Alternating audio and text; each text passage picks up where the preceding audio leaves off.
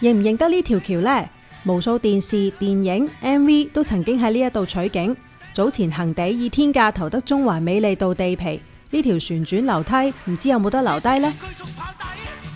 張相有啲情懷嘅，啲相就係我哋TVB 嘅年代咧，喺度拍咗好多TVB 嘅劇集啦，同埋呢條橋咧喺中環嚟嘅，咁入邊有好多浪漫嘅愛情故事。我諗後生仔咧，或者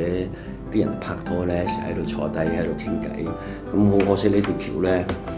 隔離咧有個最貴嘅地標就俾一間大公司買咗啦，咁恐防咧呢條橋咧5年後咧就可能拆。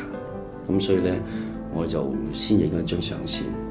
保留咗條橋先。希望第日咧，如果真係拆咗嘅話咧，大家想諗翻起條橋入邊有好多浪漫嘅故事啊，或者好多電視劇嘅景喺度拍過嘅咧。如果大家揾唔到嘅話咧，我有本書叫《香港別的風景》，拍咗條橋，大家可以以後10年、20年、100年懷念下呢條橋。咁我當然希望嗰間